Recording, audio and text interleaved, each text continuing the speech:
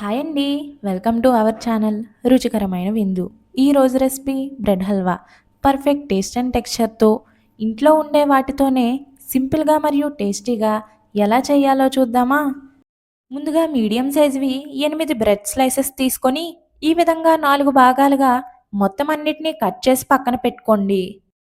ఇప్పుడు stove on చేసి కడాయిలో డీప్ ఫ్రైకి సరిపడా ఆయిల్ వేసుకొని ఫ్లేమ్ని మీడియంలో పెట్టుకొని ఆయిల్ హీట్ అయ్యాక ఇందాక మనం పక్కన పెట్టుకున్నటువంటి బ్రెడ్ ముక్కలను ఒక్కొక్కటిగా వేసుకోండి.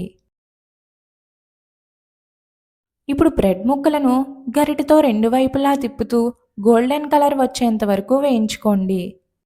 కాసేపటికి బ్రెడ్ ముక్కలు ఈ విధంగా గోల్డెన్ కలర్లోకి చేంజ్ అయిన తర్వాత ఇప్పుడు వీటినన్నిటినీ తీసి ఒక ప్లేట్లోకి వేసి పక్కన పెట్టుకోండి. ఇదే విధంగా మిగతా బ్రెడ్ ముక్కలను కూడా వేసి వేయించి పక్కన పెట్టుకోండి. ఇప్పుడు మరొక కడాయిలో 2 టేబుల్ స్పూన్ల నెయ్యి వేసుకొని నెయ్యి కరిగిన తర్వాత ఇందులో 2 టేబుల్ స్పూన్ల జీడిపప్పు, 2 టేబుల్ స్పూన్ సన్నంగా తరిగినటువంటి బాదాం, 1 టేబుల్ స్పూన్ దోసపప్పు వేసి జీడిపప్పు లైట్ గోల్డెన్ కలర్లోకి చేంజ్ అయ్యేంత వరకు వేయించుకోండి.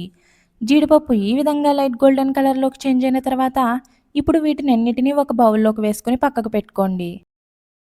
ఇప్పుడు అదే కడాయిలో 1 కప్ పంచదార అంటే 120 గ్రాముల పంచదారను వేసుకొని అదే కప్తో 1 కప్పుల నీళ్లు అలాగే 2 యాలకుల పొడి వేసి పంచదార కరిగేంత వరకు గరిటతో మిక్స్ చేసుకోండి.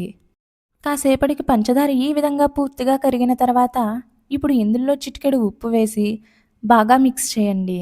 ఇప్పుడు ఇందులో వేయించి పక్కన పెట్టుకున్నటువంటి బ్రెడ్ ముక్కలు వేసుకొని గరిటెతో ఈ విధంగా బాగా మిక్స్ చేసుకోండి.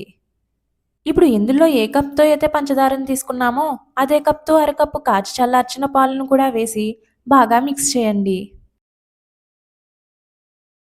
ఈ విధంగా అంతా కలిసేలా బాగా మిక్స్ చేసిన తర్వాత, ఇందాక మనం వేయించి పక్కన పెట్టుకున్నటువంటి డ్రై ఫ్రూట్స్‌ని వేసి మరొక్కసారి మిక్స్ చేసి స్టవ్ ఆఫ్ చేయండి.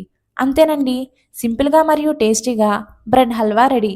మీరు ట్రై చేసి మీకెలా కుదిరిందో కామెంట్ సెక్షన్‌లో కామెంట్ చేయండి. ఈ రెసిపీ మీకు నచ్చినట్టయితే లైక్ చేయండి, షేర్ చేయండి. ఇలాంటి మరిన్ని రెసిపీస్ కోసం మన ఛానల్‌ను సబ్స్క్రైబ్ చేసుకోండి.